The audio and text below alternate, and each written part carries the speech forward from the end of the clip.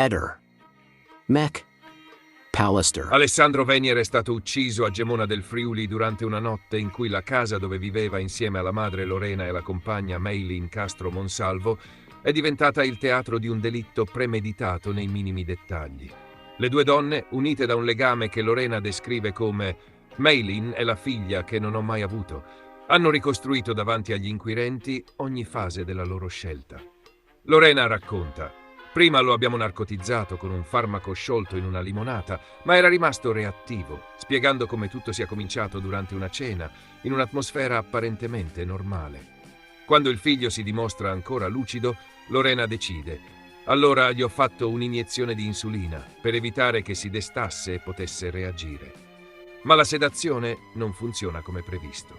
La madre ricorda: «Quando siamo state sicure che era in un sonno profondo, abbiamo provato a soffocarlo, solo che non ci siamo riuscite a mani nude. A quel punto Maylin ha preso i lacci delle sue scarpe e lo ha finito». Subito dopo la morte di Alessandro, la madre e la compagna si mettono all'opera per far sparire il corpo. Lorena seziona il cadavere in 3 parti, utilizzando un utensile da legna, e ripone i resti in un bidone di plastica, già preparato nei giorni precedenti. Il bidone viene poi nascosto in garage, ricoperto con calce viva, acquistata online da Maylin. L'obiettivo è mascherare l'odore e rendere difficile il ritrovamento del corpo. Nei giorni successivi, Lorena continua a frequentare regolarmente il luogo di lavoro come se nulla fosse, mentre Maylin esce a passeggio con la bambina di 6 mesi nella carrozzina, mantenendo una routine apparentemente normale e cercando di non destare sospetti tra i vicini. L'intento di occultare il cadavere si accompagna però a un crescente senso di colpa e di angoscia, tanto che Maylin, passando più volte davanti al bidone nascosto, arriva a crollare.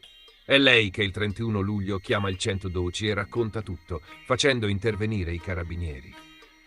Quando gli investigatori entrano nella casa, trovano una scena agghiacciante, con il corpo di Alessandro chiuso nel bidone e coperto dalla calce viva. Le motivazioni, per quanto raccontate con lucidità, rivelano tutto il dramma familiare dietro questo omicidio. Lorena spiega: «Temevo per la vita di Maylin, era violento, la vita di Maylin era in pericolo, non potevamo più attendere. Non potevo permettere che partissero, Maylin e la bambina avrebbero corso rischi gravissimi laggiù». Lorena si assume ogni responsabilità e afferma: «Abbiamo fatto qualcosa di mostruoso». Maylin, in uno dei suoi momenti di confidenza con la suocera, aveva detto: «L'unico modo per fermarlo è ucciderlo». Gli inquirenti scoprono che tutto era stato pianificato.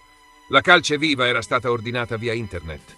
Il bidone era stato predisposto da giorni. Persino la routine quotidiana era stata studiata per non attirare l'attenzione dopo il delitto. Lorena viene portata in carcere a Trieste con l'accusa di omicidio aggravato e vilipendio di cadavere. Maylin, madre della bambina, viene trasferita in una struttura protetta a Venezia. La piccola è affidata ai servizi sociali, in attesa di una decisione definitiva sul suo futuro. Lorena, durante gli interrogatori, confessa tutto con queste parole: «Sono stata io e so che ciò che ho fatto è mostruoso».